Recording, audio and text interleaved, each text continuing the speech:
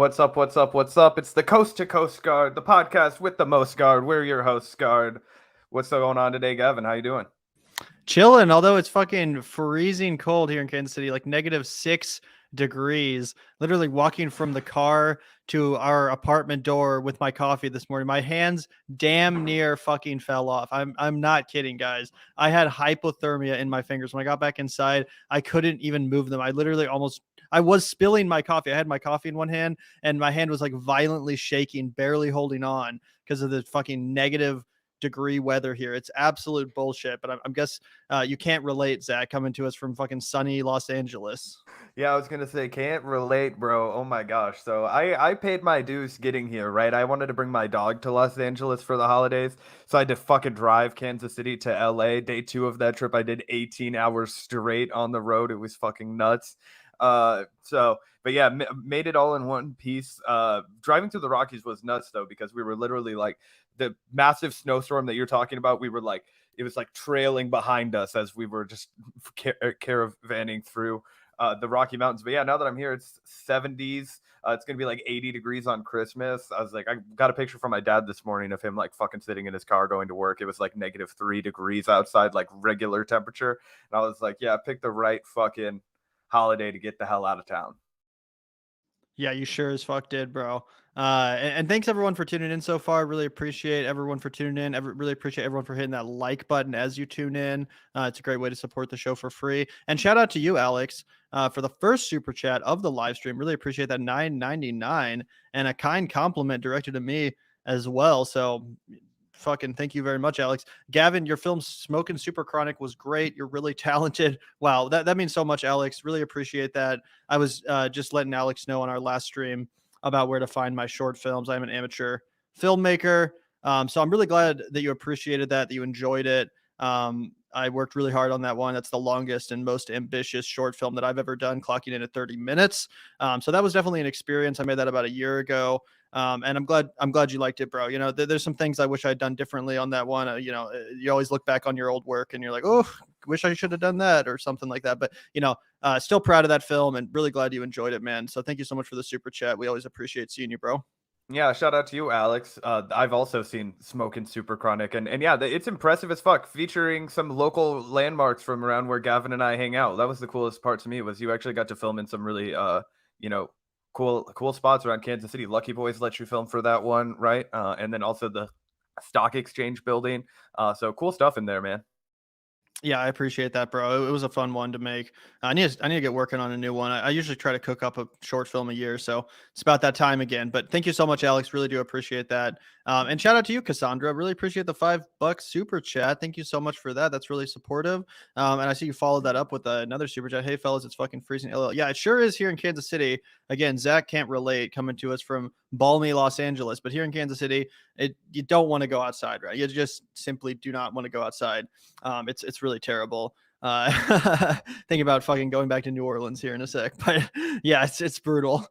Yeah, absolutely. Kansas City starts to really lose some of its allure and charm when it gets dipped down into the freezing cold. You're like, man, maybe I didn't calculate correctly when I decided to live in the middle of the fucking country where it gets frigidly cold and there are things called polar vortexes, that come and go every year. Especially when you're into somewhere nice all year round and you're just like, oh my god, people can live like this. It is you know it is quite nice, if you can put up with the constant, pillaging and, of the Gotham City, the crime wave. We haven't talked about that, which is totally overblown, by the way. I've been here for 2 fucking days. I've seen like a million cops. They have I haven't seen a single drunken masturbator while I'm walking on the street. Spent a lot of time in fucking Echo Park yesterday. Okay, I'm gonna be in West Hollywood tonight. I'm on the lookouts for those vigilante jack offers.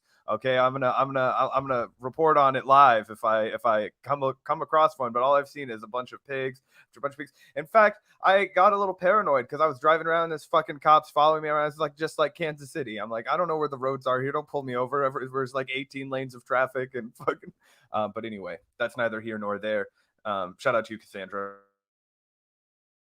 Yeah, shout out to you, Cassandra. And I think you were asking about where to watch the short film. I just linked to it in the chat if you really want to watch it. So check that out if you want. It is free on YouTube, Michael.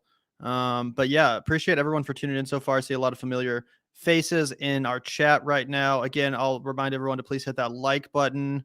Really good way to support the show.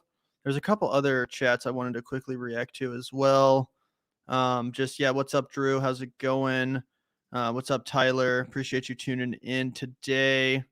Yeah, we got a lot of good comrades in the chat today. Yeah, absolutely. And yeah, what's up, John?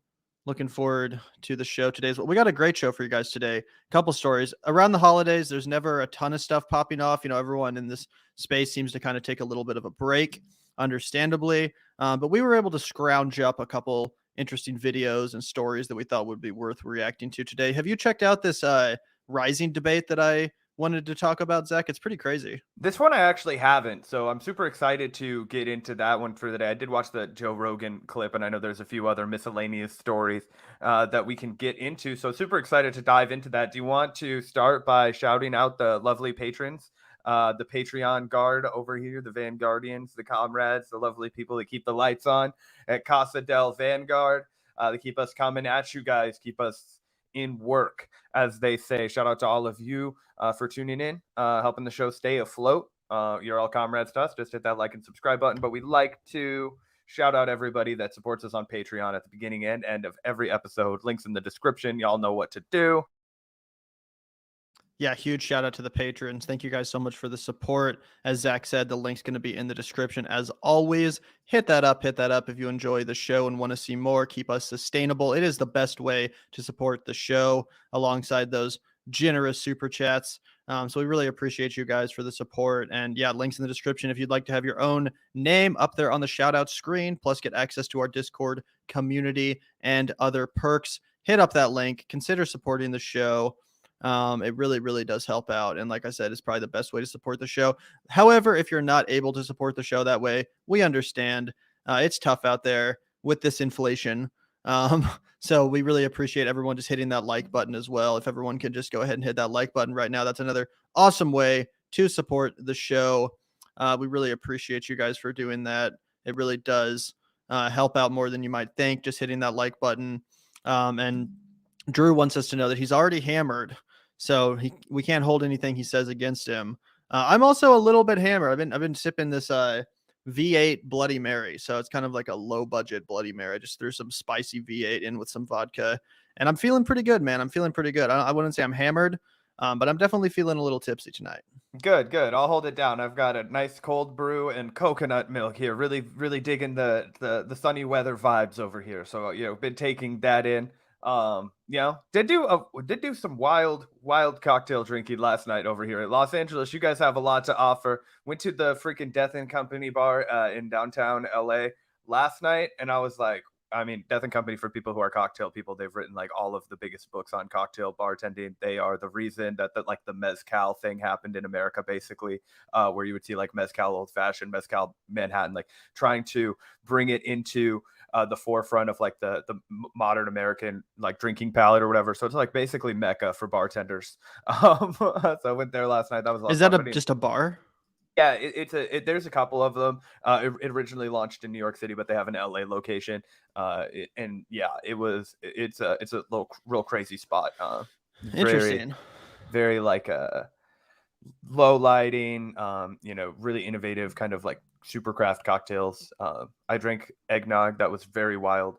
But anyway, that's not what people came here to listen about. They want to see us react to the debauchery about the drag show debate on Rising. Do you want to kick off with that one, Gavin?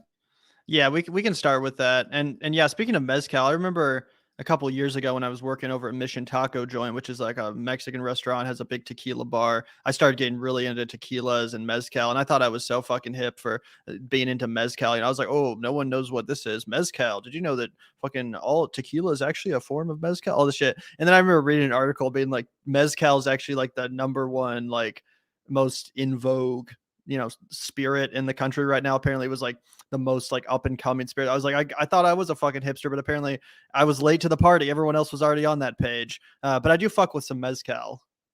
It might easily be my favorite spirit, actually. I think of the richness and the smokiness, but the being tempered by like the fresher, grassier notes. I like it a lot more than something like Scott's. It's also so versatile in a cocktail as far as like a component. It's also one of the most ancient spirits, right? Which is a Yeah. really cool thing as well. But yeah, you were ahead of the curve. I feel like at least for people who are our age, you were like, when you first turn 21, you're not really, going in and dipping into the Del Maguey, or whatever. It's not usually people's like first bottle to The gravitate Bozal. for it. You ever Yeah, tried the Bozal mezcal? Bozal's fucking good, but it's That shit's expensive. fire. It is expensive, bro. It is expensive. That shit's good though. There's one that they like fucking sacrifice a lamb into it or some shit.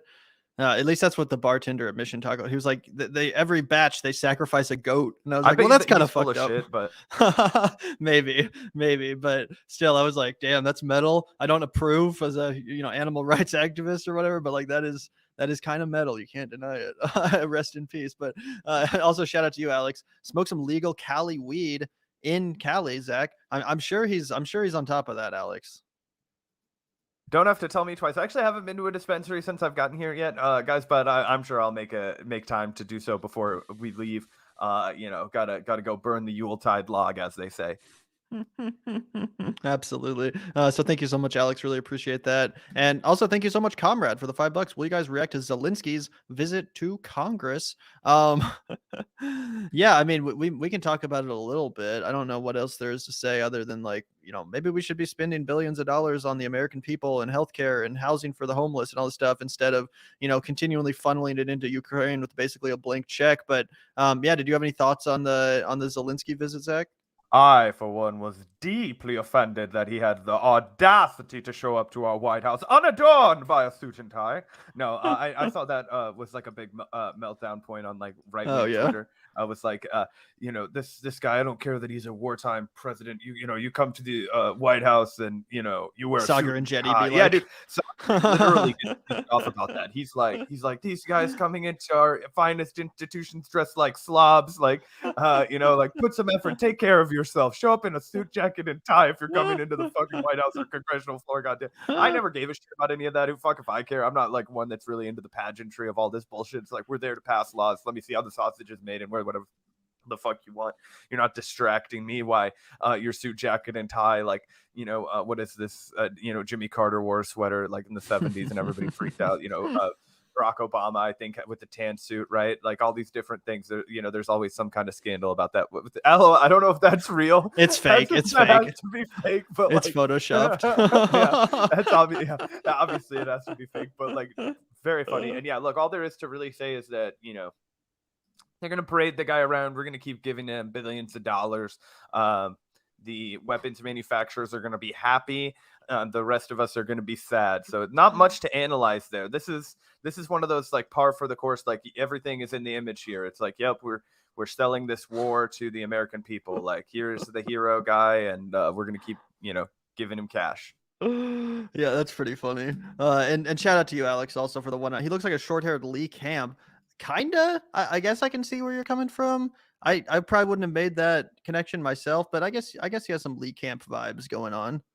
Yeah, I also I don't know, maybe if you squint, and kind of cock your head to the side and then like start rotating it. No, I'm kidding. But shout out to you, Alex. Really appreciate the super chat.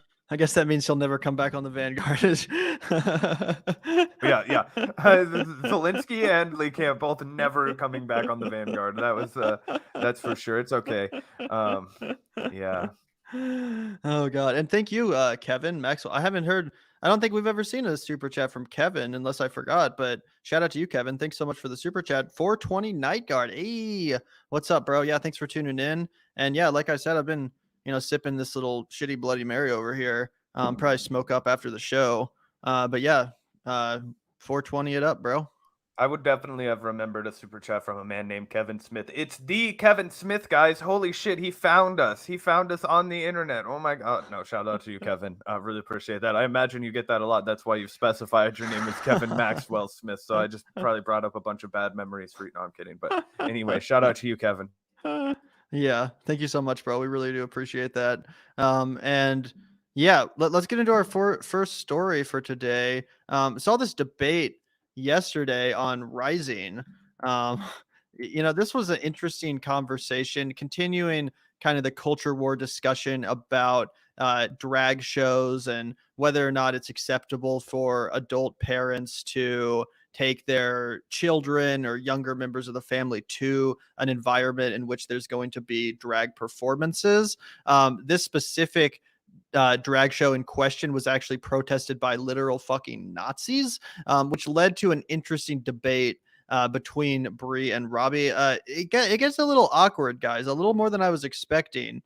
Bree seems a little bit fed up with Robby for reasons which will soon become obvious. So I'm excited to check this out. Like I said, it got a little more intense than I was expecting, even gets a little bit awkward. But I thought this was an interesting conversation, and I thought that Brianna Joy Gray did a really good job, as usual, in these kind of circumstances. So I'm excited to react to this one.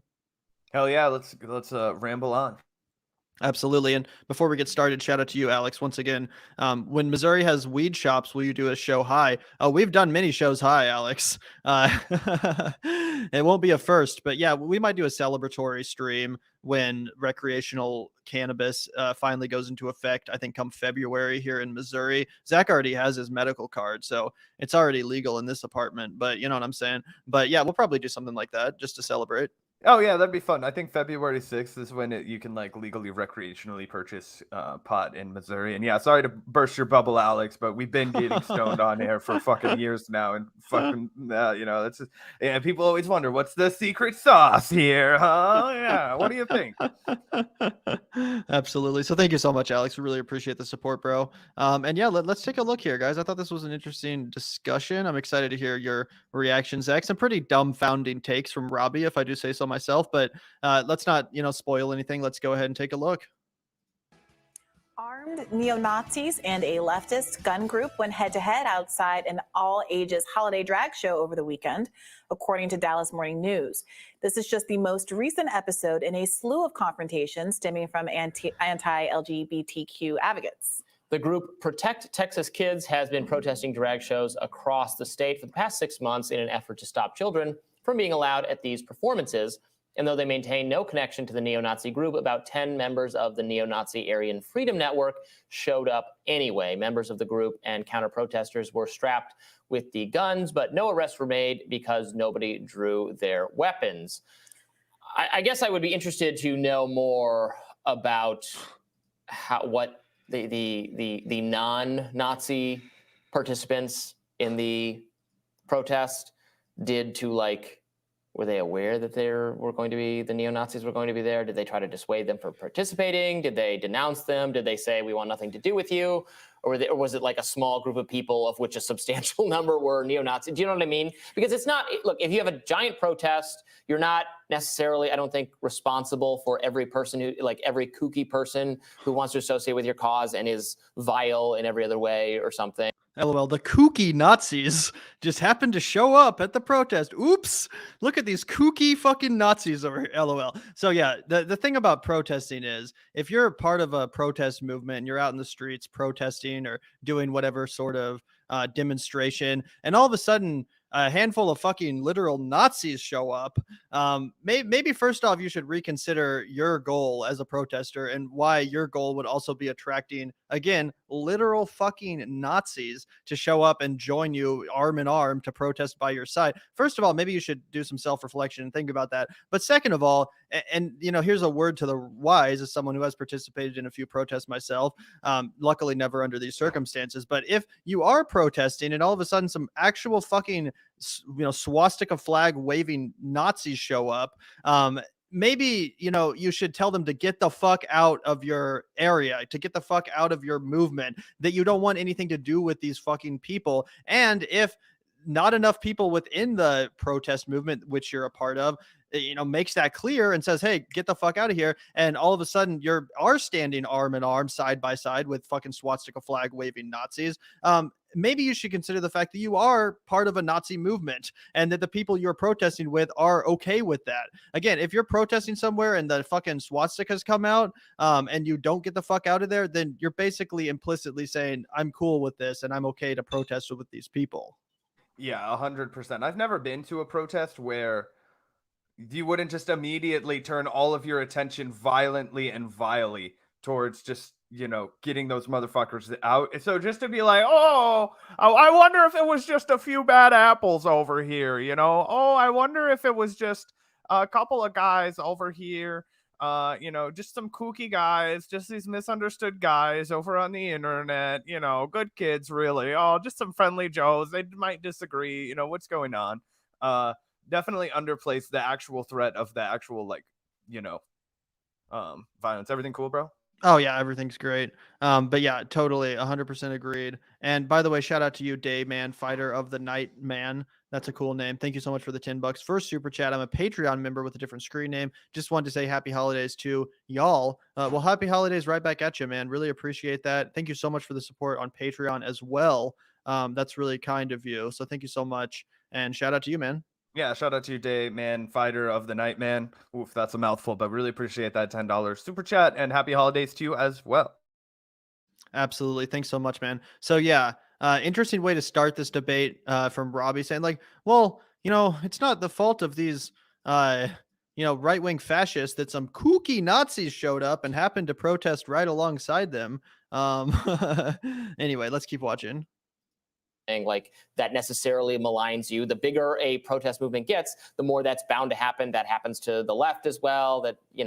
So I don't actually, that does not happen to the left. I've been to a number of leftist protests and never once have I seen a fucking Nazi show up. But anyway, necessarily think like the tactic here to condemn the entire opposition to this as not as like de facto Nazi seems not necessarily true to me. But if you have 10 neo-Nazis show up and it was only, I don't know how many people were here, like, did you say, please go away, we want nothing to do with you? You should probably do that.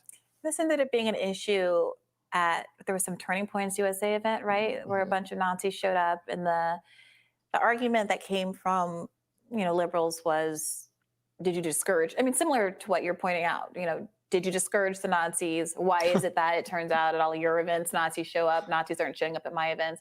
I mean, do you think there's anything to that? At a certain point, if there is a political project that a group like white supremacists, Nazis have glommed onto, so consistency, at what point, if any, is there an obligation to do some introspection about what? Well, but I mean, this happens. They're kooky left, they're Nation of Islam or Black Hebrew Israelites groups showing up to. I would argue they're not Nazis. Okay, they're pretty crazy. I mean, they shout anti-Semitic things, anti-gay things, anti-women things. I'm sorry, but tell me specifically which left event are Nation of Islam people showing up in solidarity? The Women's March? Wait, who stood up at the Women's March? The Nation of Islam, didn't they? No, the argument that was being made, that was one of the women who headed the Women's March had a good relationship with Louis Farrakhan. That wasn't a Louis Farrakhan event. It was a Nation of Islam. I mean, there were like 1 million people there. I can't imagine there was no problematic person in the crowd. Well, but that's not the question. The question is, at this point, and you said this, if there is an event where there is very few of the people who are ostensibly there to protest the actual event, and there seem to be a not incidental number of armed Nazis, at what point is there an obligation for the people who are holding this event to say, don't be here? I'm asking you. I'm not saying anything. Well, that's what I'm saying, is that if I were spending my time organizing opposition to drag brunches, I mean, I would question my life choices, but also I would make sure that the Nazis coming also to protest this cause did not feel welcome. That's how I would organize it, but I'm not an expert in this. Especially since the whole reason for everybody being here is ostensibly because they care so much about children. It's not clear to me that children are benefited by the presence of armed Nazis. I can't believe I sit here and I say sentences like that, like they should have to be said out loud, but this is the country that we live in, where there are a lot of people. Everyone has the right to be armed. Who defends not the right, but the wisdom as a society of having armed confrontations at an event. And yeah, Robby is right. We live in a country where, the First Amendment is valued a lot more so than in other countries. And I think that's a good thing, even though it does mean that fucking literal Nazis get a protest. Yeah, that is a right that we have in this country. I don't think anyone's arguing with that either, at least not on this panel, at least not anyone that I'm aware of. Like, yeah, we all get it. You have the fucking right to do that. What it kind of reminds me of is the Westboro Baptist Church. Zach, we grew up in Kansas, where the Westboro Baptist Church used to be quite relevant. They're still around, but not nearly as relevant after the the death of Fred Phelps, who was kind of the head honcho over there. But they would protest at like the funerals of gay people with signs that say God hates, F slurs, and just the most vile, disgusting fucking people, just making blatant bigotry and homophobia their entire brand. And like I said, literally picketing fucking funerals of gay people and stuff like that. No one argues that they don't have the right to do that. Like, yeah, obviously they have the right to do that. No one's saying they should be fucking executed for being disgusting bigots. But the only proper response to those people doing those protests is to say, fuck you, get the hell out of my community. This is unacceptable. And anything less than a full-throated fucking condemnation of their disgusting bigotry is, in my opinion, unsatisfactory. And I kind of feel like that's what's going on here with Robby. It's like, yeah, no one's arguing that these fucking Nazis have the right to be there. Obviously they do. But why are we playing footsie here? Why are we saying, oh, well, this happens to every protest movement? Actually, no, it fucking doesn't. Yeah, the only Nazis that ever show up to protests I'm at are wearing police uniforms, so I don't have much experience with the type of shit that Robby is like bemoaning. And I've also been to a decent number of protests, and never once have I seen members of the Nation of Islam show up. That seemed like a weird one to reach for in the year of our Lord 2022. Like, I've gotcha. The left is plagued by the Nation of Islam. It's like, bro, what the hell are you talking about? Is that just like a dog whistle because you don't like Black Lives Matter? You were like, let me think of some hateful black people, like, you know what I mean? I don't know. Yeah, so that's really strange. The other thing, just you mentioned Westboro Baptist Church, they were really unique in the fact that everybody on the right and the left hated them, because the left hated them because of all of their evil hatred of the gay community, but people on the right wing fucking hated them too, because if you remember, before they were just protesting gay people's weddings and events they deemed promoting homosexuality, they were actually protesting dead soldiers' funerals in Kansas, which was like the great unifier. Everybody fucking hated these people. Just a craziness. And even then the Nazis didn't show up and sing Kumbaya with the Westboro Baptist Church. Even the Westboro Baptist Church did not attract the Nazis in the way that this anti-drag movement has. And so I think it all just goes back to what you were describing earlier in this. And it's just like, you have to ask yourself why, if you are standing up and representing something, like, why is this other person interested in it? Why are they supporting it? And then maybe do some self-reflection, and at the very least tell that person that they have to get the fuck away from you. Absolutely. And, it's funny that he brings up the Nation of Islam. I've never seen Nation of Islam show up at a fucking leftist protest, but like, say we were at a fucking Palestinian rights protest. Zach and I have attended a few protests in Kansas City that are organized on behalf of Palestinian rights. And if like some anti-Semitic group showed up, like the Nation of Islam, some people that were like, we don't actually care about Palestinians necessarily, we just want to say fuck the Jews or whatever. Yeah, I would tell those people to get the fuck out. Like, I wouldn't have any interest in protesting alongside them. And the only proper response to actual Nazis or anti-Semitic folks at a pro-Palestine event or any sort of leftist event would be to tell them to get fucked, in my opinion. Like, I don't have any interest in fucking marching alongside anti-Semites or bigots of any form. And yeah, if they're there, get them the fuck out. It's not something I've ever encountered, luckily. But yeah, that's what I would say to that. Also, shout out to you, Alex. Really appreciate the 199. He knows he's losing. He can see it in his face. Yeah, I think he I don't know if he knows he's losing, but I do think he knows he's not able to go toe to toe with Brianna Joy Gray, who's a brilliant debater. And you can see this in a lot of their debates where like he kind of just gets increasingly like hands off as he realizes he's in over his head. So yeah, I think you're right about that, Alex. I mean, it is hard to debate a Harvard educated litigator. Yeah. You know what I mean? And Brianna she's got a Harvard law degree. That woman can argue, and she's got the facts at the ready. Like, I mean, it's a tough ballgame. So I'm not, trying to shade Robby too much, other than the fact that he has a horrible argument here. And honestly, really disappointing. Like, you can't even just draw the line and be like, hey, fuck these people. Fuck these people. Yeah, exactly. Yeah. How hard is it, bro? We're talking about Nazis, dog. Anyway, thank you so much, Alex. And thank you so much, Charles, for the 499. Charles McMurray, really appreciate that. Glad to be able to catch you guys live. What did you think of Mike Flanagan getting to do a Dark Tower adaptation? I did hear about that. Big fan of Mike Flanagan. He's done so much great work on TV as well as his films. He's one of the best horror filmmakers around right now. Wasn't a huge fan of his latest Netflix series, unfortunately, but everything else he's done for the most part, I absolutely adore. So I am excited about that. Admittedly, I'm not the biggest fan of Dark Tower. I know that a lot of people love those books, the Stephen King series. It's not one that I've ever specifically read or been into, but I'm sure it's going to be awesome regardless. And I think that he's probably the right guy to do that. So definitely excited to hear that news. And thank you so much, Charles, for letting us know about that and for the super chat.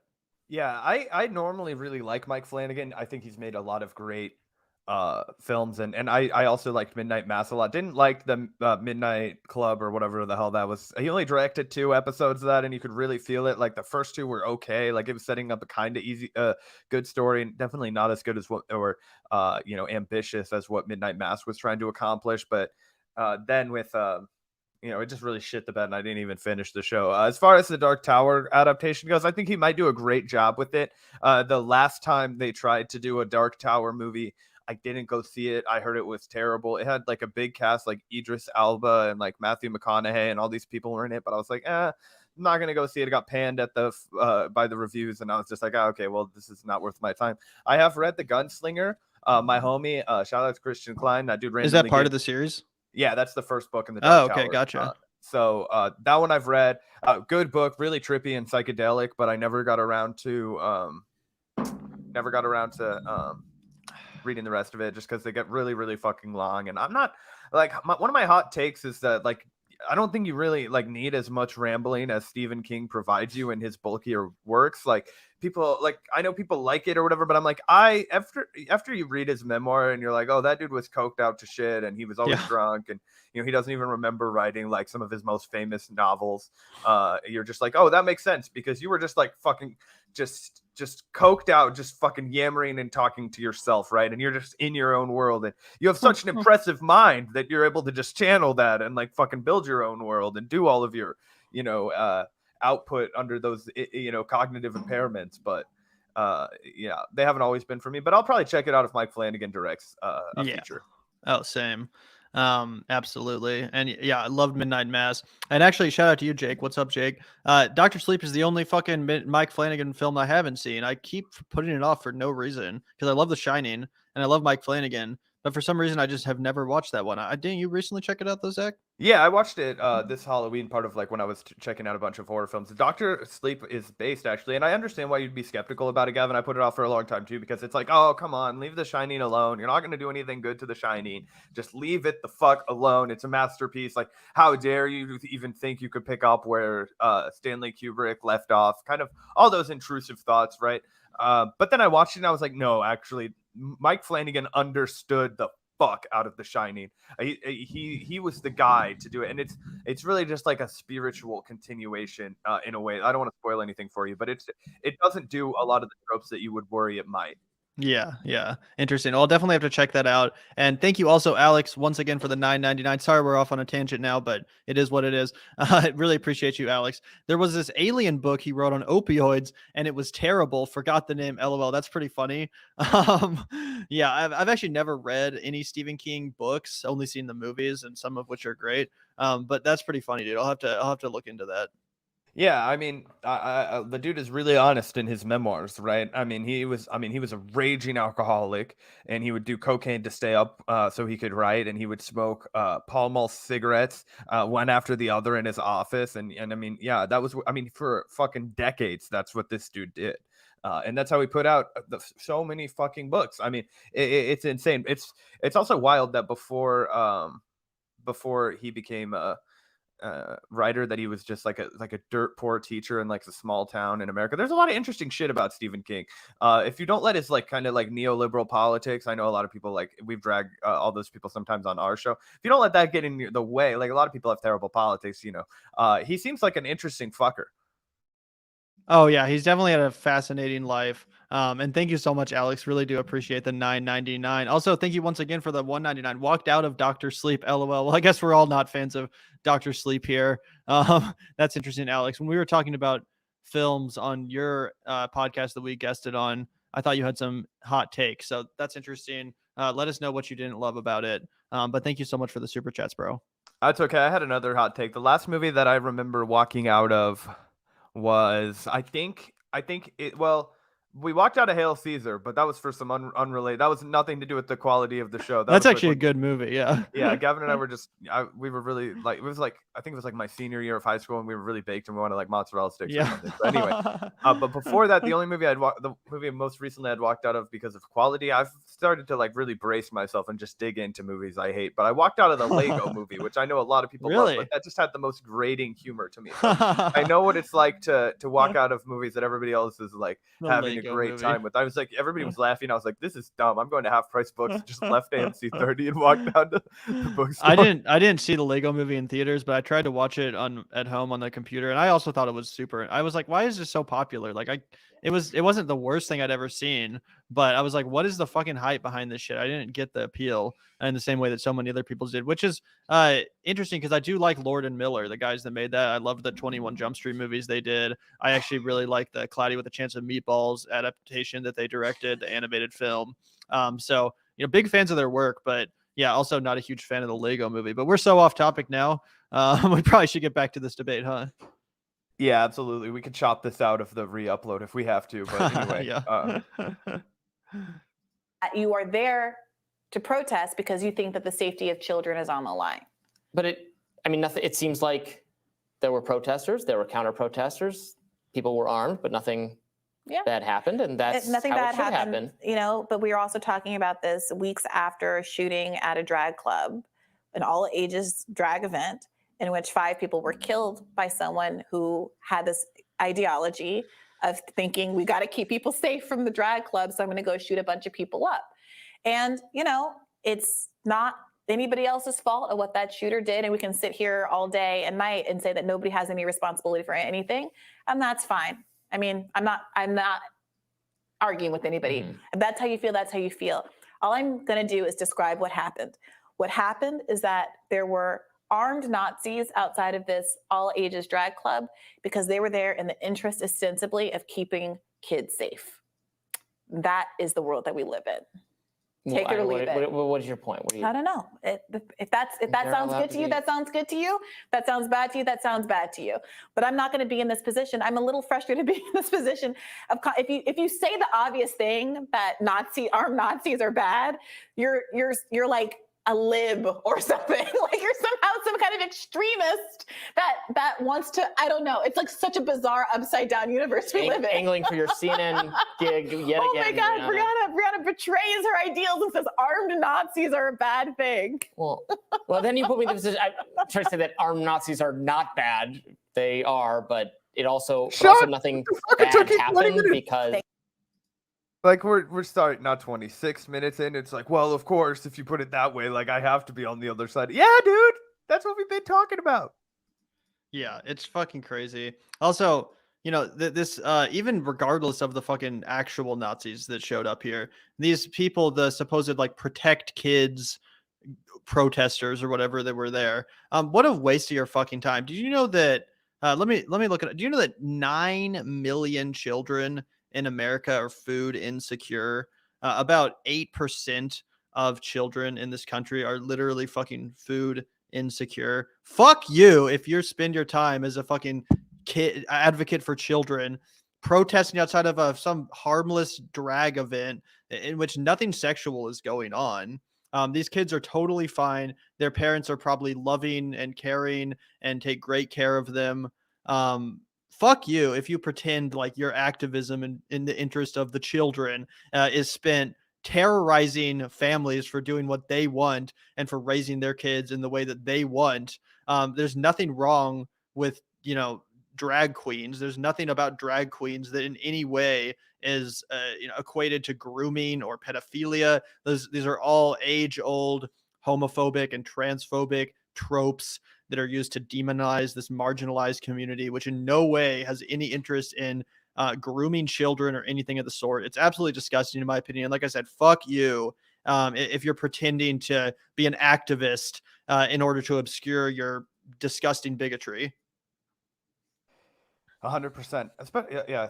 And you could see the only other thing I'll add is like it's very relatable, the frustration and the just exasperation that you can hear in Brianna's voice in this clip, like that. Like it's so frustrating right now to have to articulate all of this, and then the framing of everything, it's so wonky and fucked up, and like the timeline that we're on is just it is something else. It's extremely disappointing. Yeah, crazy shit. And shout out to you, Christina. There are 2.5. I'm guessing you're being 2.5 million or something homeless kids, or 2.5. I don't think you just mean 2.5. But either way, a lot of homeless kids in America. Where are the conservatives? Exactly. Yeah, again, fuck you if you want to be a bigot and protest people for raising their kids how they want in a way that doesn't harm anyone. And instead of actually protesting on behalf of real injustices, like the fact that anyone in this country goes hungry or doesn't have a house, are instead directing your activism in this incredibly bigoted fashion. Yeah, and I just confirmed 2.5 million homeless Yeah. Homeless kids, and 4.1 housing insecure, or 4.1 million housing insecure kids. So absolutely devastating, especially to think about in the holiday time.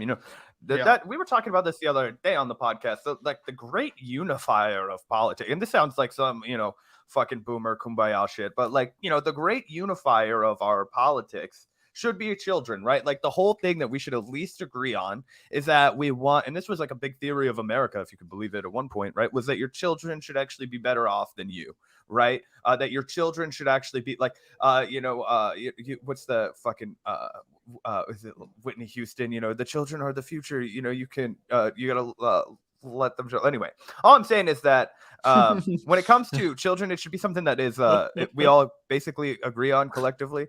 What was that phrase again? There's a quote from, I was going to bring up a long tangent. I abandoned that. I apologize. We got to get back onto the show. But all I'm saying is that when it comes to talking about children and actually protecting, this should be a great unifier. It shouldn't be a political hot point, right? It shouldn't be a point of in between everybody. Why are we talking about like drag shows when we could be talking about something that would actually all bring us together? Like, hey, how the fuck do we make it so that there aren't 2.5 million homeless kids at Christmas time? How do we make it so that 1 in every fucking 8 kids isn't hungry? Huh? How do we solve that fucking problem? Because I think we can all agree that's a problem that needs to be solved, right? Let's put our energy there, everybody that's so worried about the children. If you're going to pearl clutch about the children, like let's start there. I don't know. It's ridiculous. Absolutely, 100%. And there really is truly nothing inherently sexual about a drag performance. It's basically just a theatrical show, a dance. Lots of dances can have sexual undertones, but that doesn't mean that inherently they do. You can go see a dance where ladies are dancing around in skimpy outfits and they have small bras on and stuff, and there's nothing wrong with that. There's nothing inherently sexual about that. Of course, again, in a different instance it can get sexual, and that's also okay for adult audiences, but the ones that are like available to all ages and stuff, there's nothing inherently sexual about these shows. It's not like they're stripping, it's not like they're fucking throwing dollar bills up there on the stage. No, it's just a performance, a theatrical show with performers who happen to be drag queens, happen to be men dressed up in women's clothing. There's nothing inherently sexual about that. If I put on a fucking dress right now, it wouldn't be inherently sexual. If I wanted to, put makeup on and, put on a female top for this live stream right now, there wouldn't be anything sexual about it. It would just be me presenting in a more feminine way. No, yeah, 100%. And for people who want to push back on that, when I was a kid, my mom, she was like, "You're gonna learn how to dance, son." They were like, "You're not gonna be good at sports. You only have one kidney. Like, we're gonna sign you up for tap dancing, okay?" So I did. I was like tap dancing, right? I went to like dance studio, dance lessons, whatnot, right? And I've done the recitals. I've done all of those kinds of things, right? When I was a kid, I was also in theater. When I was a kid, I've done all those kinds of production types of deals, right? I liked doing it. I liked performing when I was a kid, but one of the things about that is that I had performed around a lot of young kids, a lot of young girls, young children of all kinds, varieties, shapes, sizes. And I remember distinctively being like 5, 6, 7, right? And, the girls get dressed up. They wear like, shirts showing their like midriff. When they're like 6, 7 years old, they're wearing skirts. They're, you know, wearing a bunch of makeup, and they're like dressing big and glitz and glamorous. And a lot of times they're having the fucking time of their lives, right? They fucking love it. They feel like superstars, like they're having a great time. Not more power to them, right? Sure, they're dressing in a way that if they were adults under other circumstances could be misconstrued as like, you know, somehow sexual, but these are just children. They're just playing dress up. They're just having a fucking good time. They're just hanging out. They're just expressing themselves in this way. Right. And that's exactly what drag queens are doing. They just happen to be adults, right? They're just going out and dressing in a certain way and then dancing and having a good time and expressing themselves. Right. And there's no, like you said, there's nothing inherently sexual about that. And you know, when we went, Gavin and I had to go, we took this class in college together where we had to go see a dance, and that shit, like, it was really interesting and cool. But you could argue that like some of the movements that they were doing, like, what is this, the 1950s? Like Elvis is shaking his hips and it's like, oh God, this is sexual, right? You know, like you could make that argument about any kind of dancing. But just, you know, obviously that's not what they're doing. You know, these aren't, you know, the Footloose town people who are like dancing is sexual. No, it's like they uniquely and specifically target and harass these groups because of the drag queens, not because of any kind of consistent principle. And you can see them over and over and over again find excuses for something that you would be like, well, if you're concerned about this, wouldn't you also be concerned about this? Like, you know, the dance moms or the child beauty pageants or all these other things that they never pick it outside of, you know, just to target and harass drag queens.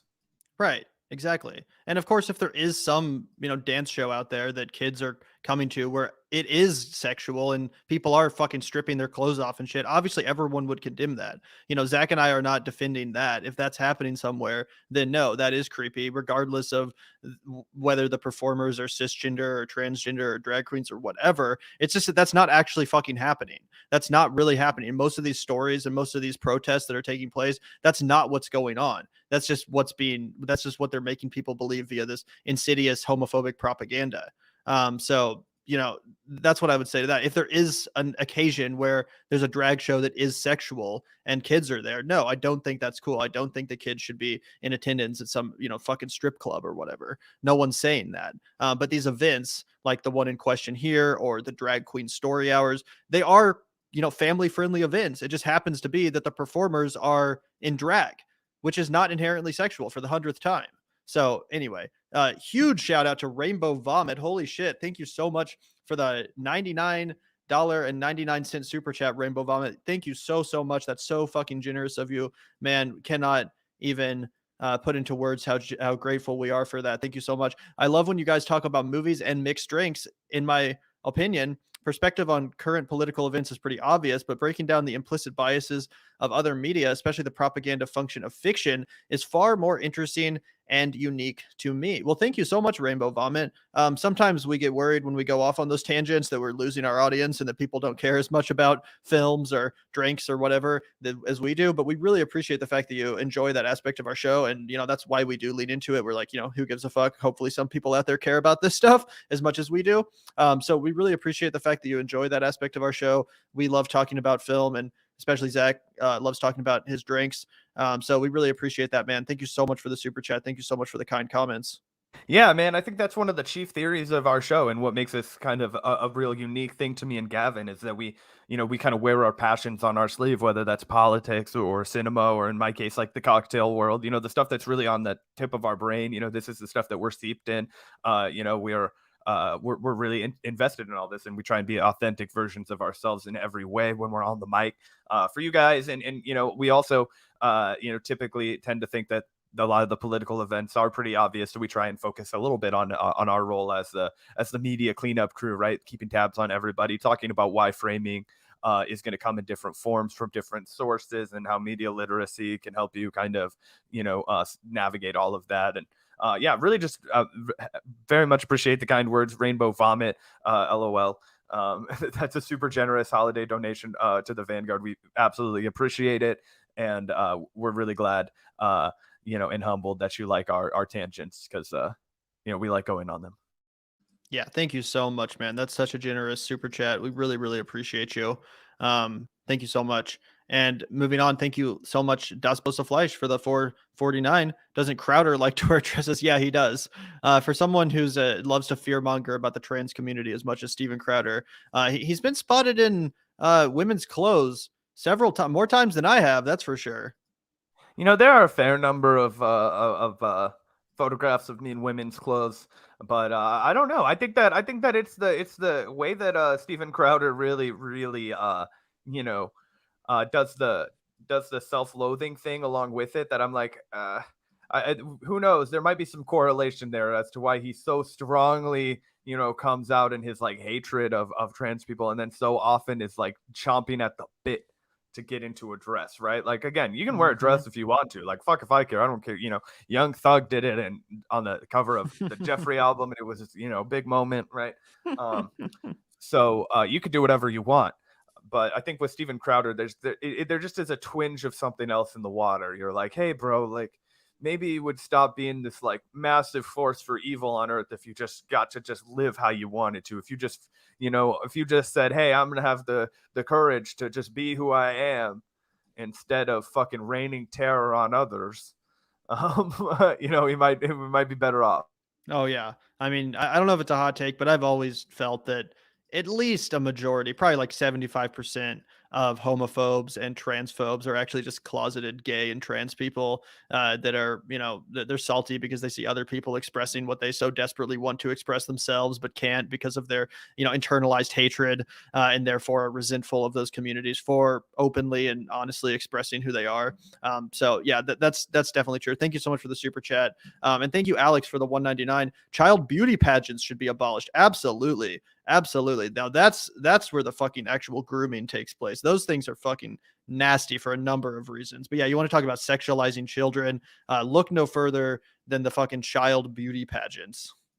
Oh yeah, absolutely. Like, I mean, fuck, if you're 18 years old, if you're a grown up and you want to do that shit, fine. But I mean, parading your children out there to be like fucking sized up as if they're just like, pieces of meat, hunks of meat. I know that's a overused expression, but in this case, you literally are just like going to the meat market and being like, oh yeah, look at this, her cheekbones are too big, or she's, too fat, or I don't fucking know what the hell they think about or decide when they're, judging children in beauty pageants. But none of it's good for your self-esteem, and none of it's going to be good for your fucking development. So yeah, absolutely, that shit is fucked up, and gonna lead to things like, eating disorder, fucking, body dysmorphia, fucking all kinds of shit, really bad stuff that women already have to deal with way too much in this society, hypercapitalism, beauty expectations, all that shit.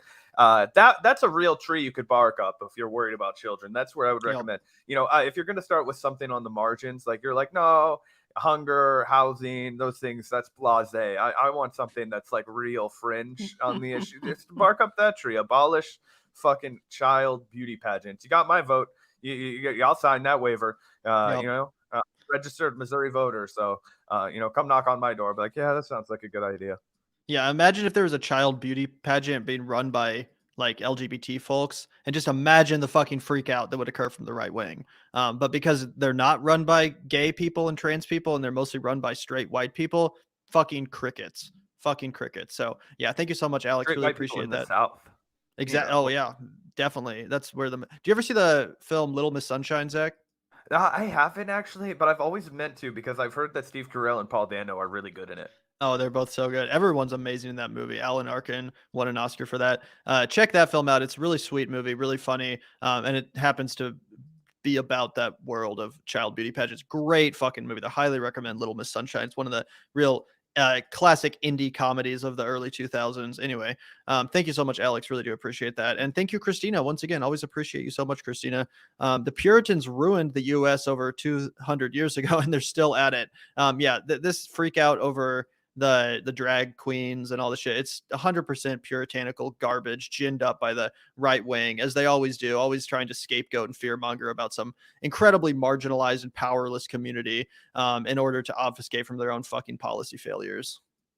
Oh, 100%. And the Puritans have been at it, pretty consistently over the years, really fucking our shit up, Christina. There was 13 years in the 1920s that was real bad for people in my line of work. It was called prohibition, and you best believe that was led by the Puritans as well. We're still not out of the prohibition of cannabis, which has put untold number of individuals in prison. It's funny, actually. I was doing some research. not to get on another cocktail tangent, but I basically like to do freeform podcasting. Anybody that's unfortunate enough to sit in front of me while I'm like bored at work, and I'll just be like telling them the history of some cocktail that they're drinking, and they, whatever, right? So for a long time, absinthe was you couldn't buy absinthe in the United States, right? It was illegal in the United States.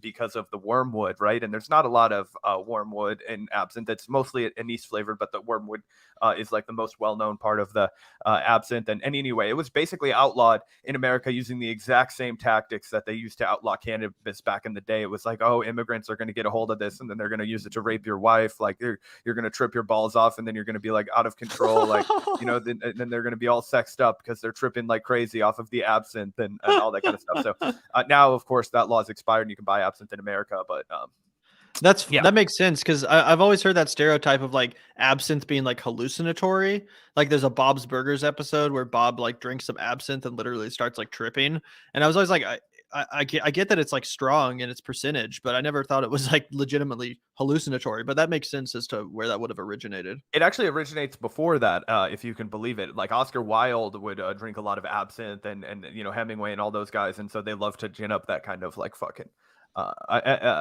commentary, like, oh, you're gonna be swashbuckling. But I just know that was part of what was utilized to ban it in the United States and why it was illegal for a long time. But Interesting. Well, thank you so much, Christina. As always, really appreciate that. And thank you so much, Cooked Meals, for the $10. Really appreciate you, man.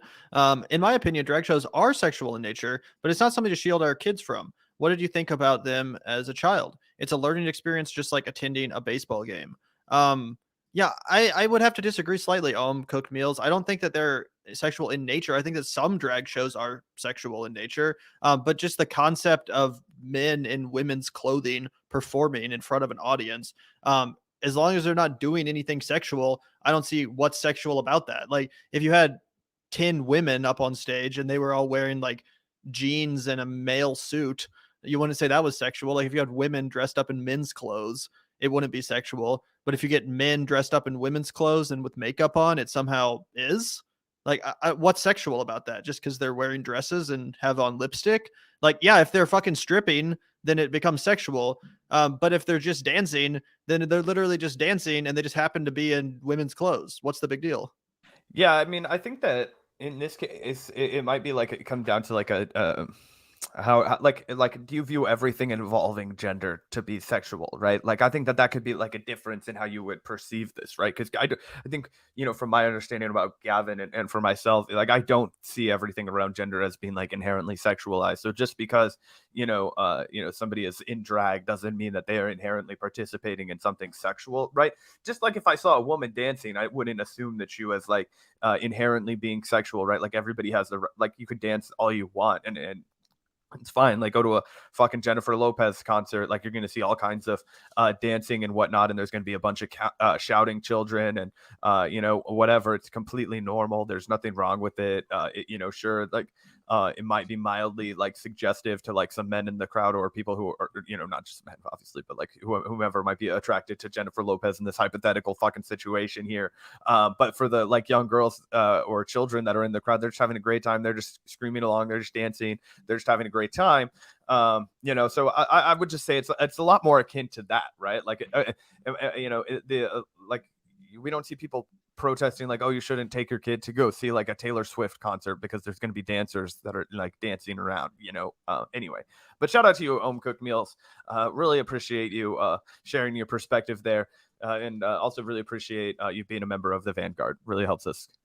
Yeah, thanks so much for the membership, bro, and really appreciate you sharing your perspective via that generous super chat. And thank you also, Kevin, for the $4.99. Thank you so much, Kevin. I oppose taking kids to drag shows, not because they're sexual, but because they're boring. Adults imposing their interests onto their kids, poor kids, LOL. That's pretty funny. I mean, there's a little bit of truth to that potentially. But, like I remember when I was a kid, my parents took me to see some like operas, like Carmen or whatever, like all that shit. And to be honest, I was a little bit bored. I was like a fucking 7-year-old boy. I was like, all right, let's go fucking watch Indiana Jones or something. Like, I'm not terribly interested in this. But looking back as an adult, I'm like, well, now I know these references to certain operas and shit. They didn't take me to a ton. It was like 2 or 3, you know what I'm saying? But I was glad to have the culture later in my life. And to be honest, the reason why you see drag queen story hours and these family-friendly drag events, the reason why they do these is to just normalize the idea for younger people that are still figuring out their way in the world, still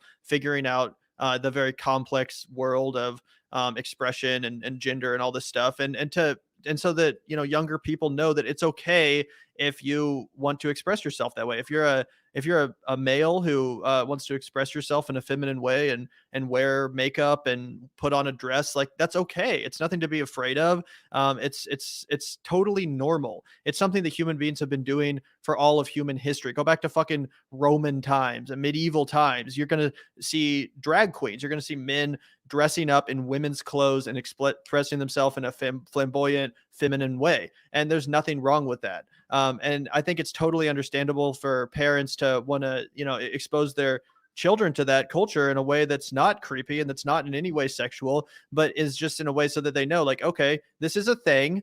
You don't have to be scared of it. These people aren't freaks. They're not going to do anything bad or wrong. They're not evil people. They're just normal people, just like you and I. This is just how they express themselves, and it's okay if that's what you want to do in the future or something. I don't think there's anything wrong with that. But I see your point, Kevin, and that's pretty funny. Yeah, I thought that was funny too, Kevin. But yeah, I mean, honestly though, I have seen a lot of videos of kids having a great time. Like I said, different kinds of kids, right? Does your kid want to go and dance to music and dance with some other people and have a good time? Then take your kid there. That's fine. I really don't think it's that much different than taking your kid to a Jennifer Lopez. I don't know why Jennifer Lopez is on my mind, but she's a dancer. Fucking any kind, Ariana Grande. Take your pick. Whoever sells a million records and young Miley girls. Cyrus and Exactly, shit, 100%. Any of the fill in the blank, right? Any of these pop star sensation, right? Britney Spears back in the day, for you old folks that don't know any of these people, right? It was the same deal, right? The kids are gonna love it. They're gonna want to dance, and it's not because it's sexy or sexual. It's just because it's music and people want to move their limbs and have a good time. Dancing is the most ancient shit that people have ever done, right? Right. It is primally instilled in all of us, right? Even if you're a bad dancer, if you work at it, you'll still find that you enjoy the movement. You know what I mean? So anyway, shout out to you, Kevin. Really appreciate that. And yeah, do we have one more before we get back? Yeah, thanks so much, Kevin. And yeah, we got one more from Goomer. Thanks so much for the 199, Goomer. Thoughts on Avatar 2? Absolutely loved it. Haven't had a chance to see this myself yet. I'm a little bit behind on cinema. I still got to see Babylon. I still got to see The Whale. I still got to see The Fablemans. And I still got to see Avatar 2, which is towards the lower end of that list of priorities. But I am excited to see it. I'll check it out eventually. I'm guessing you haven't had a chance to see it yet either, Zach. No, I've also been on a fucking well, we've just, it's been a really busy past couple of weeks, getting rammed up for the holidays. Did a couple of events before I left town, and then now I'm in California. Gonna try and see at least 1 or 2 movies here. I don't know if Gavin's gonna have to plug his ears for a second. I was a little disappointed by the reception I'd heard about some of those movies that Gavin mentioned. But I'm still gonna eventually venture out and see all of them. I know Avatar 2 actually has been getting surprisingly good reviews from a lot of people, though. So I'll definitely make the time to see it in IMAX before it's gone. I feel like that's the only way to justify seeing Avatar 2. If you're going to go see it, you have to go see it in one of those theaters. So normally Gavin and I like to support our local theater, the Screenland Armor, which is right by our apartment and a great place to go if you ever find yourself in the sunny town of North Kansas City. But gonna have to make the drive to the Megaplex for Avatar. Eat a gummy before Avatar 2, dude. Yeah, I might have to eat something. Might have to eat a couple of those bad boys. Some of those experience enhancers that they sell. Yeah, I'm excited to check it out. I'm excited to check it out. I appreciate the fact that it's an original blockbuster. It's not fucking Marvel movie 859. It's cool that James Cameron can still have his visions realized in a huge budget in a cinematic fashion. So definitely want to support that. But yeah, let's finish out this debate. We got on such a tangent once again. Thank goodness. Most people, even kooky people, don't do anything bad. Kooky Well, people. thank goodness. But look, there have been a number of these altercations all across the country. New York City Council member Eric Botcher just posted a video this morning, early this morning, of what he represents, and who knows the accuracy of this, but what he represents to be a video of the drag story hour protesters physically attacking one of his neighbors the night before. And again, it's a scuffle. Who knows who started it? I'm not trying to make any strong claims about the origin story there, but it seems clear that these events have become focuses of violent confrontations across the country, some of which are deadly, that resulted in the murder of participants at Club Q, murders that were only thwarted by a heroic attendee of said event, who was apparently a bad guy for bringing his child to this event. And, I think people need to take a good long look in the mirror about whose interests are actually being protected as they show up to these kinds of events looking for a fight. Yeah, and again, the controversy is over. I don't think the proper controversy is over just like children being exposed to men dressed up as women, but it's the concern that many conservatives have is about children being exposed to sexual content, and the stripping aspect of it. Some of these videos we've seen it's sexual in nature and children are around. Now, again, my solution to this is you parent your kids how you see fit. You don't think that's appropriate for your kids, I think that's totally fine call to make. I don't really see much reason for the state to be deciding this, or even, well, everyone has the right to protest whatever they want. It wouldn't get me out on a Sunday, but. At what point does you have a right to protest whenever you want, but up against my right to go to a drag show without fearing for my life? Like, they don't, what?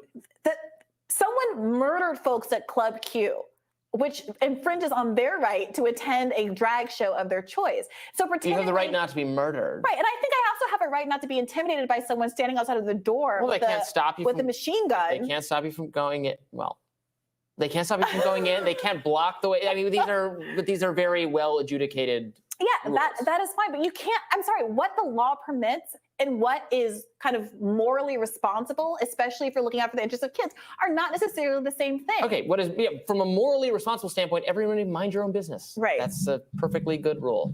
Right. Like this, it's not. And also, if you're so concerned, I think I've said this before, if you're so concerned about children being exposed to sexual content, like you have to deal with, and I'm not even saying I would necessarily agree with laws designed to combat this, because I think they have other issues, but you would have to grapple with like the easy and widespread access to online pornography, which is by far the way 99.9% of underage people encounter sexual material. It's not because they got taken to a drag brunch that has happened that affects a small number of people compared to the millions and millions of children who at an early age encounter sexual material online. And that's actually a decent point by Robby, I think. If your whole fucking shtick is freaking out about kids being exposed to sexual content, then yeah, the area you should be targeting is the fact that there's unlimited fucking sexual content at every child's fingertips if they have a cell phone, right? Like, if that's your thing, then that's what you should be focusing on. The percentage of kids that are going to fucking family-friendly drag shows or drag show story hour or whatever is fucking infinitesimal compared to the fact that about 99% of kids now, young adults and so on and so forth, have access to cell phones, which means they have access to the internet, which means they have access to all sorts of fucking insane pornographic material, which of course I don't think is a problem for adults. I think it's fine for adults to watch porn. I'm not one of these conservatives that freaks out and tries to start a moral panic over the fact that we can watch people fucking on video. But again, if that's your thing, if you're really concerned about kids encountering sexual material, then yeah, that should probably be the battleground you're fighting on, because that's affecting like 29 million more kids than fucking drag show story hours. I think what they're really concerned about is that the drag show story hours are LGBT themed. No, undoubtedly. There's no question that that's exactly what the fuck they're freaked out about, and that's what they're pissed off about, and that's why there's no consistency here, right? That's why you don't hear these people. Like, I mean, outside of the, like, religious fringe where it's like, don't watch porn and shit, that it's like, okay, that's fine. Like, obviously we shouldn't be, like, fucking, promoting a bunch of porn to children. That's not a good idea, but, I mean, that's a different, you got to bark up that tree. That's, again, everywhere, right? Anytime you give the kid access to the internet, he's going to be able to figure that out. So you've got that going on. Not a lot of the commentary from the Keep Our Kids Safe crowd. We talked about how they're not interested in the child beauty pageants. They're not interested in, stopping, those sorts of things. People have noted they're not interested in keeping kids out of Hooters, right? So it really, what does it all come down to? It's the fact that they want an excuse to hate and to instill fear in the drag community, right? And that's what this is about. And that's what Brianna was correctly pointing out while Robby was trying to diminish her fears, was the fact that the reason those people are there outside with guns is to intimidate people from going. It is to make people afraid, and it is to create those associations between the drag community and the LGBTQ folks that are there, and fear and intimidation, right? And draw those connections for the young people that are going to be there. What if how would this conversation be going a lot differently if there were, as Robby brought up, what if the Nation of Islam just went outside and, had a bunch of freaking loaded guns, and they were standing outside of a church or something. Yeah, a church or something, right? And being like, oh, this is, hey, we're exercising, all right, we're all over here, and then just like causing people, the right wing would be melting down, freaking out, calling these people criminals, terrorists, fucking all kinds of shit. And clearly, there's not the same kind of concern flowing in the other direction. Yeah. Also, I gotta address this whack ass bullshit. What's with your fucking takes today, Michael? Gavin enjoys working class women being exploited on camera because I said that I think it's fine if people watch porn. Okay, first of all, I'm an anti-capitalist. You guys all know that. So if anyone in anywhere is being exploited in the porn industry, obviously I'm against that. I'm not gonna enjoy watching that happen. But you could say that about people in any industry. You could walk into a Walmart and you're going to see a bunch of working class men and women being exploited all over the fucking store. Everyone that works there is being exploited. You can walk into just about any business. Fucking McDonald's. I went to McDonald's this morning and the fucking exploited working class woman handed me my hash browns and egg McMuffin minus the Canadian bacon. You know what I'm saying? Like everywhere you go in our capitalist society, you're going to encounter working class people being exploited. All I'm saying is that I don't think there's anything specifically immoral or lesser about being a sex worker or someone that works in the adult film industry than any other industry. There's nothing wrong with that. Obviously, if it's exploitative in any way, shape, or form, I'm against that. But I just don't think there's anything wrong with sex work as long as everyone is consenting. And by the way, I know people that work in the adult industry. I went to high school with a girl who's now a porn star. She makes a hell of a lot more money than I fucking do. She's getting paid fat compared to me and everyone else I know. She seems to be doing perfectly fine in her life. Also, do you know that female porn stars actually make significantly more than male porn stars? Like, if anything, that's the dudes that are being exploited too. It's not just women. Yeah, I think that there's a lot of misunderstanding about the porn industry, and like all industries, especially in the entertainment industry, it is massively exploitative, right? Like all industries, as Gavin pointed out, are massively exploitative, and there's a lot of lying and fuckery, and that's why I would be pro-regulation, just like I'm pro-regulation in every instance. In the one of the reasons that there is ample room for people to exploit others in that industry is because a lot of the legality of it hasn't been rooted out, and the blurred lines between what's criminal and what's not in sex work in this country, and what you have to keep discreet if you're a sex worker versus what you can do to go to the police, and all these different kinds of things. And I know, Michael, you probably read some Chris Hedges, where Chris Hedges is like a massive Puritan when it comes to the porn industry, and he'll make you read pages and pages of the most fucked up, brutal porn. Like, oh, this chick got fucked by 18 men, and then they all like shat their fucking loads all over her, and then forced her to sniff their ass and like do all kinds of like crazy shit to demean her. And that is true, that there is like really brutal, fucked up porn that's for people who like just want to watch people be exploited and like dominated and desecrated, and that's fucked up. And you should see a therapist if that's appealing to you. I really believe you should. But that's not the majority of fucking porn work, and we could actually do a lot as a society, because like, what are you gonna do? You know, like the traffic, Pornhub is like one of the most trafficked websites on the entire fucking planet Earth. Okay, it's like surpasses, like, it's like right up there with like YouTube and shit. Like, I mean, the traffic that website gets is godly, right? So there's clearly a demand. You're not going to eradicate people's demand for porn, especially in 2022. So why don't we start talking about how we make it safe, how we make it kept away from children? I'd be okay with that conversation, right? How do we make it safe for all parties every single time? How do we make workplace safety a priority? This is what it all comes back to when you're on the left, right? I'm pro freedom, but I'm also pro workplace safety. I'm not gonna like pearl clutch about like somebody who gets fucked on camera for a living. Like if that's what you want to do, like that's your fucking business. If that's an easier way for you to make a living than fucking shoveling snow or some shit, then have at it, right? I'd rather get fucked on camera than shovel snow or fucking join the military or work at Walmart. Hell yeah, bro. Are you kidding me? Also, bro, if you think that women don't fucking watch porn too, then I promise it's you that knows nothing about sex, not me. Trust me, bro. It's not just men that are watching porn. I promise. That's absurd. Plenty of women watch porn. I will agree that there's the like kind of porn that's made in a capitalist system is most often geared towards men, but there's more now than ever before. Is there like a porn industry gained specifically of men? But Gavin, it's okay. You don't have to get triggered. It's fine. I'm just kidding. Anyway, let's finish this out. So if you're very worried about that, check out. Be responsible with your children's access to smartphones and laptops and what they're allowed to consume when they go to friends' houses, things like that. Probably they're still going to find a way around it, but that's what you should be worried about. Not this. And I also just recommend that everybody Google kids at Hooters. Just Google kids at Hooters. And if you want to put together a group of folks to go stand with AK-47. Actually, don't Google that if you don't want to end up on a fucking list somewhere, but I see her point. Or AR-15s, whatever it is, outside of Hooters restaurants to make sure that parents don't subject their kids to that horrible, sexually explicit environment, then that would be at least ideologically consistent. I have more to say. We should get into this. I think we'll be talking about this again. Yeah. So, tomorrow on... Yeah, so that was an interesting debate. What do you think about that, Zach? Look, I think I think we've pretty much summed it up, right?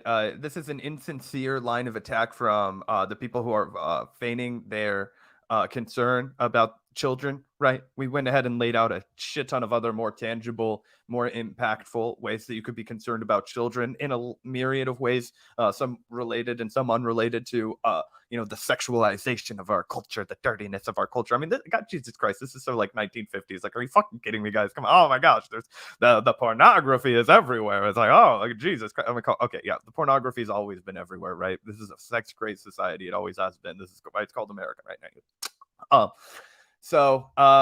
Yeah, as far as the right wing is concerned, shocker, they're acting in bad faith, right? They just want to intimidate the LGBTQ community. They just want to intimidate people away from going to drag shows and supporting this group of people and yada, yada, yada. Exactly. And again, no one's denying that those protesters have the right to do it. But like you said, Zach, if some like ultra left-wing fucking Antifa radicals or some shit decided to show up at like a local church service armed with guns and blocking the entrances, making a big show about how, morally superior they are than the normal working class families trying to go to church on Sunday, I would also say fuck those people. I would say, yeah, it's their right to do that, but fuck you. Like, no, you don't get to stand in front of the entrance of a church with a fucking AK-47 being like, this is grooming or something. Like, no, chill. That's not cool. And it's pretty crazy that Robby couldn't just be like, yeah, fuck Nazis. And the fact that they're trying to obstruct families from raising their children in the way they want to in a totally harmless environment. Absolutely. But I am really excited. Oh, sorry, we could get to this. King Dingaling, shout out to you for the $4.99. Weren't the founding fathers the original drag queens? LOL. They all wore wigs, makeup, and leggings. Yeah, and they wore wigs because of the syphilis. I go back to my argument that this was a nation that was founded by people who love to fuck. So you're not going to change that. You're not going to eradicate that from our society. Absolutely. And that is a good point, King Dingaling. Really appreciate you for making that. And yeah, founding fathers, go back to like the ancient Roman times, like I said, or some of the like Victorian royalty and shit like that. You will see this happen over and over again. There was literally like a fucking king of England that was a trans person, like that historians later decide like, oh, this person was literally trans, like they were, wearing women's clothes, presenting as a woman. There's nothing new about this. It's not like some, fucking symptom of a perverse modernized society, liberal fucking neo-Marxist bullshit. Like, no, it's always been that way. Trans people have always existed. There's nothing wrong with being a cis male that wants to dress up in women's clothes. There's nothing wrong with being a cis female that wants to dress up in men's clothes. There's nothing weird about it. It doesn't make you a predator, et cetera, et cetera. This should be obvious, but here we are. Anyway, thank you so much for the super chat, King Dingaling. Oh, King Dingaling, my man. Thank you so much. But yeah, super excited to get to this Joe Rogan clip because Gavin, you sent this to me and it took me a while to react to it. I fell asleep so early last night because I was just like exhausted. And I woke up in the middle of the night and I watched this clip because I was like, oh man, Joe Rogan in a spacesuit. I'll definitely watch this. And I'm watching it and I'm like, oh wait, what the heck? I'm actually sliding with like Joe on this. What's going on? And then chef's kiss. So we could play this clip. It's glorious. Mac, good politic guy, friend of the show. Shout out to Mac. Give him a follow on YouTube. He does numbers on Twitter, but he needs to. You guys should check out his videos on YouTube. They're good stuff. Yeah, this is glorious. Rogan summed up in one video. Yeah, this is truly hilarious. Can't wait to react to this one. Yeah, shout out to Mac, good friend of the show. He brought this video to our attention. Also, thank you, Misty. Everyone do as Misty says, hit that like button. Really appreciate you, Misty. And yeah, everyone go ahead and hit that like button before we react to this next video. It's truly hilarious. And thank you also, Keeper of Traken. Really appreciate the $5 super chat, man. Drag shows and groomers is more culture war bullshit to distract the people from the fact that Dems and Republicans agree on everything else. That is very accurate, in my opinion. That is very accurate. I think that it's 100% a result of the culture war that the right wing continues to gin up a moral panic over this issue. And it just leaves us in the position of having to defend our trans comrades, our LGBT comrades across the board. Of course, because when a marginalized community is being demonized, that's the humane thing to do, that's the leftist thing to do, but no one would be talking about this if it weren't for the fanatical, puritanical, Christian fascist right-wing lunatics who decide to gin up fucking moral panics over marginalized people in order to score cheap political points rather than focusing on the actual policy substance which affects all of our daily lives. Mic drop. Boom. 100%. Let's get into this. Shout out to you, Keeper of Dragon, for the $5. Yeah, thanks so much, man. Really appreciate that. And yeah, let's check out this video. This is truly hilarious. Rogan summed up in one video. That is very accurate to say. Let's check this out. If at first you guys are kind of confused about where this is going, just keep watching. I promise you'll understand soon. Let's check this out. I saw a video today of a boxing match between a father and a son. It made me so sad. Because there's this young kid. He looks like he's probably like 17 or 18, and the father's 42. And the father beats the shit out of him. I mean, like, dings him in the head and keeps punching him. I'm like, that's your son. He's got son. Daddy on his chest, too. And we're watching you beat your son up. Because I get your son probably got cocky with you, and he celebrates after he knocks his son out. It made me so sad. Because first of all, I'm like, that kid has brain damage now, 100%. Maybe it's just a little. Maybe he'll be fine. Maybe he'll get over it. But maybe you fucked him up. That can happen too. He might be depressed from now on after that. It might fuck up his pituitary gland. It happens to people. And you just did that to your son. You're supposed to like touch him up. You're supposed to not even hurt him. Like slam him in the body a little bit. Like, you think he can fight? Okay, good dude. Okay, let's have a little boxing match. You don't tee off on your son's face on television. It's crazy. How old was the kid? Kid looks young. To me, he looks like, he could be 20. He could be 19. He looks young. He's real skinny. And the father's kind of jacked. Not too jacked, but, he's fit. And he could fucking punch. He knows how to box. And the son doesn't look like he has any idea what the fuck he's doing. I don't know what the thing was. Like, someone sent it to me. And they were, like, cheering that this old guy knocked his son out. I was like, you guys are crazy. That you failed. You failed as a man. Yeah, this is it. That's not exactly what was happening. It's not? What is it? They're not father-son. Oh, why does it lie? It says father knocks out son yeah, at but celebrity that's- boxing match. Gotta get somebody to click on this. Oh, This was like a YouTuber thing. This guy's a YouTuber and he's a YouTuber. I'm such a sucker. Oh, see, it's so funny because you are the most popular, prominent video. podcaster in the whole world, and you had to have your fucking audio guy explain clickbait to you after you've gone on this like whole fucking spiel, this eloquent fucking like, but oh, like this breaks my heart. Like it's so Rogan because you've got all of these guys that are listening, being like, Rogan's right, bro. Can't believe that. The dad should never do that to their son, bro.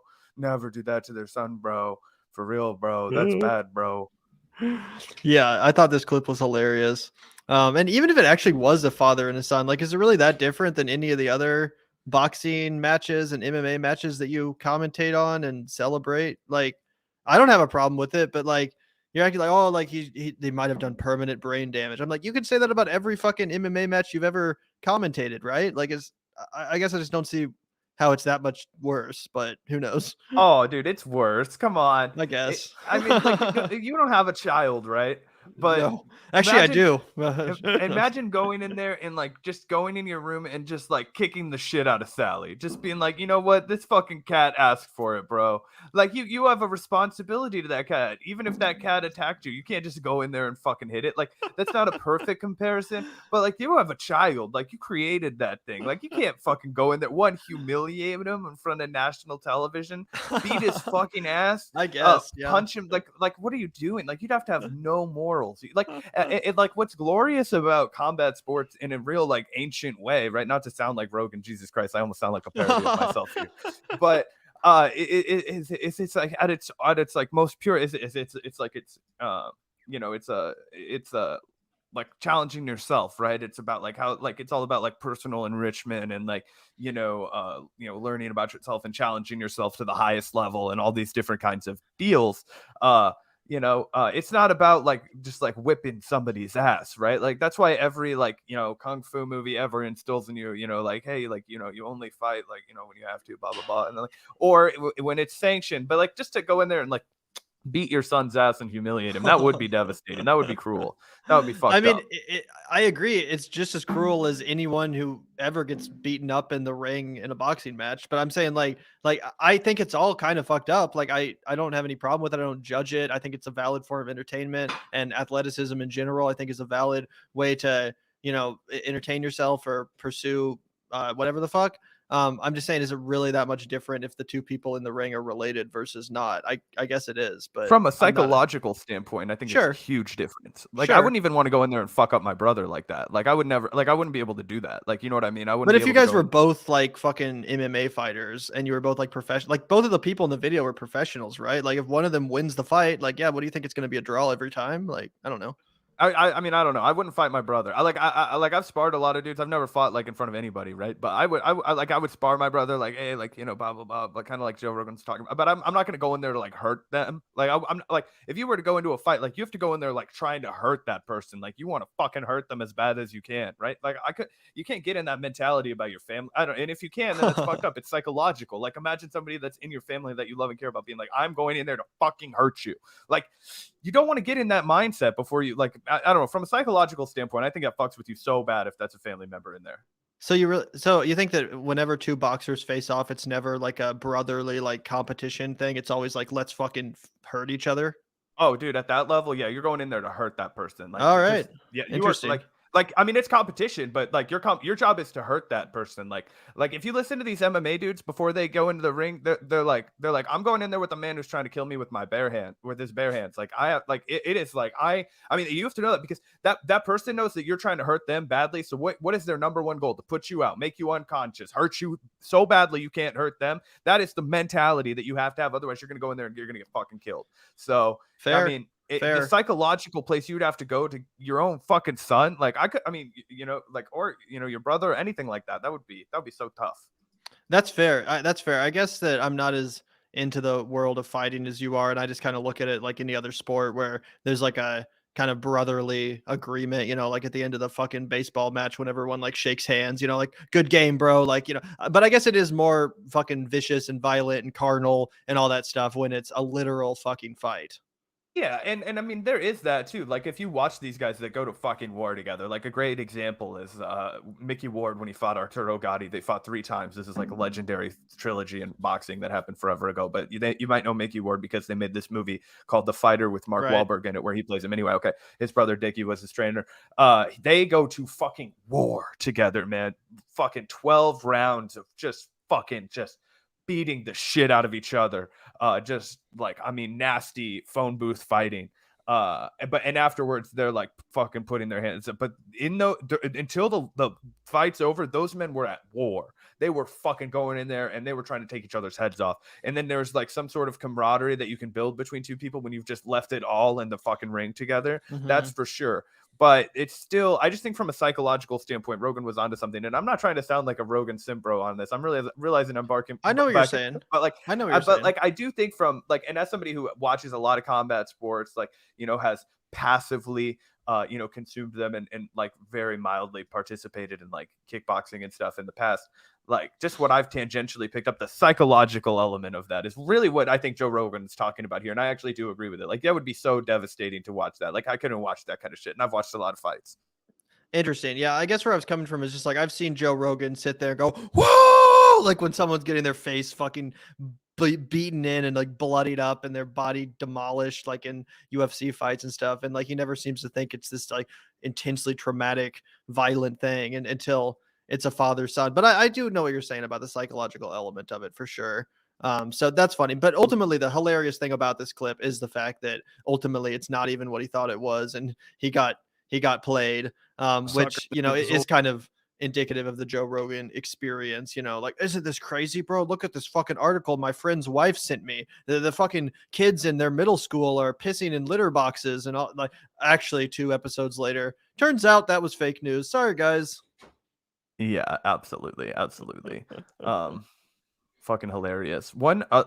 The NASA suit looks so ugly on Joe. I don't know. I'm not gonna hate on it. I do respect the outfits sometimes. That's like the best thing about the Joe Rogan podcast to me. Sometimes is him and Duncan Trussell, or I think the other guy's name is fucking showing my ass here. I think his name is Brian Redband, the guy that he started the podcast with. Those are the 2 dudes that he normally dresses up when they come on. But anyway. Yeah, no, I actually don't mind the NASA suit on Joe. I think that's one of the more fun elements of his show is, like you said, Zach, when they do the kind of ridiculous costume stuff. I would honestly wear one of those suits on the Vanguard if it weren't for that already being like Joe's thing, because I would do it. People would be like, what are you fucking ripping off Joe Rogan? But I think that's kind of cool. Like, to be honest, I would do the same thing. We just need to get Gavin like a fun inverted parody of that. Like, I don't know. We'll have to think on it. We'll marinate on it for a while. Chad, you guys spitball with us. Yeah, give us some suggestions, guys, for some hilarious costumes for us to wear. Sorry, guys, I'm getting a little bit drunk over here. But yeah, appreciate you, Alex. Thank you so much. And also appreciate the $1.99 again, Alex. Maybe the anti-weed propaganda is right. Just kidding. LOL.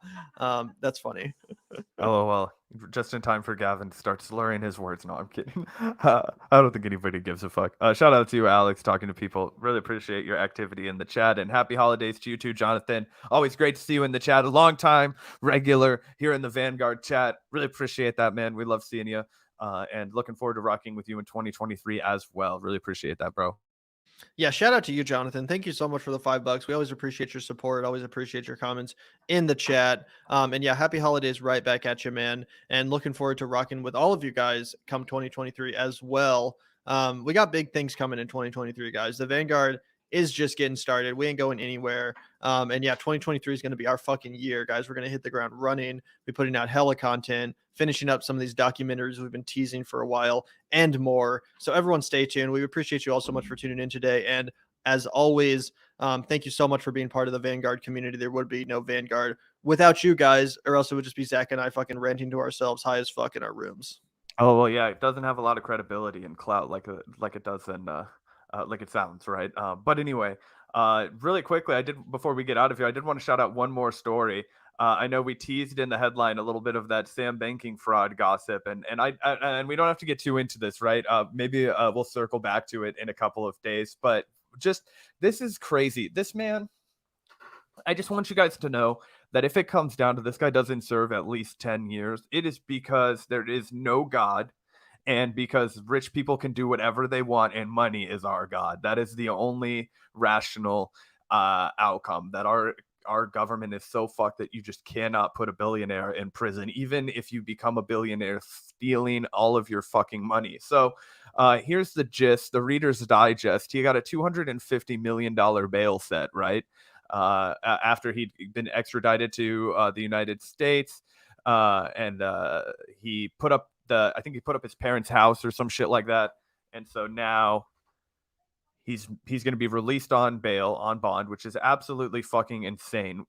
Crystal and Sagar covered this pretty well, and they were like, they agreed. They were like, this guy's a massive flight risk. Like, why would you let this guy out on bail? And now everybody's like, what the fuck? How did this guy get let out on bail? This is completely ridiculous. He's a massive flight risk. But then on top of that, you guys remember how he literally was letting his girlfriend run the show for a while with him. She was like his right-hand woman or whatever. She's flipped and she's cooperating with the feds now. And she's basically going to throw him under the bus on every opportunity to try and make her jail sentence as light as possible. Hopefully, in her mind, get away scot-free, and this is all unfolding. So it's in some ways it's not looking good at all that it looks like he's going to go down hard, but I'm just shocked that they gave him bail anyway. It's two of Sam Bankman-Fried's top associates secretly pleaded guilty to criminal charges in the collapse of the cryptocurrency exchange FTX and are cooperating with the investigators, a federal prosecutor announced Wednesday. Caroline Ellison, the former CEO of Alameda Research, a trading firm started by Gary Wang, the 29-year-old who co-founded FTX, pleaded guilty to charges including wire fraud, securities fraud, and commodities fraud. See, this is what I was talking about the other day when we were discussing this, and I said, even if they can't get him for any of these fucking crimes because they happened in the Bahamas, they're going to charge him with wire fraud out the fucking asshole and stack up all the years and decades. And it looks like they've also got him for securities fraud and commodities fraud. So this guy, I mean, he is fucked, right? Like, he is thoroughly fucked. But maybe, I don't know. I'm hoping that he doesn't have a way to wiggle his way out of it. I mean, I'm not simping for the fucking prison industrial complex, but this guy's committed so many crimes. He's going down, bro. He's going down. Yeah, it kind of reminds me of like the Derek Chauvin thing, how they took down Derek Chauvin. It's like in order to like make an example out of him, like if you're so fucking brazen in your crimes, they're gonna make an example out of you. That doesn't mean the system's just. That doesn't mean the system works. But if you cross that line, they are gonna fucking make an example out of you. I think that's fair to say. And I think that's probably what's gonna happen to this fucking guy. Yeah, I hope you're right. Standing alone, though, a pessimist, indulging in my worst fears, he'll take a plea deal for probation and contract as a CIA agent. Ouch. The Frank Abagnale. That's quite a pivot. True, true. That could be what happens. We'll have to see. Also, just a side note, why the fuck is it pleaded guilty? Isn't the word pled? Like, why the fuck is pleaded a thing? You know what I mean? It's because it's like the grammatical structure that it's using is the two pleaded guilty, or they pleaded. I don't know. In the law, I mean, Fortune. That's a reputable source, man. That they got money for editors. I know it's grammatically correct. I'm just saying, like, what the fuck? Like, it's kind of like how you're supposed to say hanged instead of hung. Like, if you're talking about people getting like hung by the neck, like you're supposed to say they got hanged. I'm like, there's literally a word, hung. Why can't we not just use that? And that's how I feel about pleaded too, but it's whatever. It's whatever. Yeah, I recognize that. Shout out to it's pleaded. I still say pled. Yep, it's all good. Ungovernable over here. It's all good. You can say it however you want. See what I did there? George Pelikutis. Happy holidays to you too, man. Love that. Happy holidays, bro. Love that donkey or mule or whatever that guy is. And appreciate that super chat, man. Really appreciate that. Yeah, thanks so much, George. Really appreciate that, bro. That's so nice of you. And happy holidays right back at you. It is a magical time of the year, despite the fact that it's cold as fucking balls here in Kansas City. Always appreciate the holiday times. You get to hear some cheesy holiday music when you're at the store, all that stuff. So, we appreciate that. It's a good time. It's a good season. Yeah, absolutely. And I think we can shout out the patrons and get the hell out of here if you're down, Gavin. Yeah, that's a great idea. I think we're about done for today. So we can hit up that patron shout out screen. Thank you so much, George. Really appreciate that. Shout out to you, John. Kansas City represent. Appreciate you, bro. Yeah, we can invite shouting out the patron community. We do like to end all of our live streams as well as start all of our live streams with a huge shout out to the patrons. So thank you guys so much for the support. You can hit up that link in the description, patreon.com/the Vanguard channel to support the show. Even just $5 a month goes a long way. So thank you guys so much. We really appreciate it. Wouldn't be able to do the show without you. Yeah. Shout out to everybody. Happy holidays. If we don't see you before then, what are we on? I think this is Sunday, Monday, Tuesday, Wednesday, Thursday, Friday. I think this is night 6 of Hanukkah. So shout out to any of our Hanukkah celebrating homies in the show. Night 6 of Hanukkah, and also 2 days from Christmas. So shout out to everybody. It's a real holiday time of the year. So yeah, cheers everybody, and have a good one. Yeah, shout out to everyone. Thanks so much for tuning in. Hit that like button on the way out. Make sure to subscribe if you haven't already and hit the notification bell. And as I said, if you want to support the show, make sure to hit up that link in the description, patreon.com/the Vanguard channel. It's a great way to support the show and keep us sustainable. Wouldn't be able to do it without the support of our patron community. So thank you guys so much. And we'll see you guys next time. We're definitely going to be back at least a couple times before the end of 2022. We have our Q&A towards the end of the month. So we'll keep you guys posted on that. If you're a patron, you'll get a message about the upcoming Q&A. If you want to participate in that, or at least be prioritized in that, hit up the link in the description, guys. We'll see you soon. Thanks everyone for tuning in today. Thanks for the super chats, all of you guys. We appreciate you. Yeah. Happy holidays. Peace out.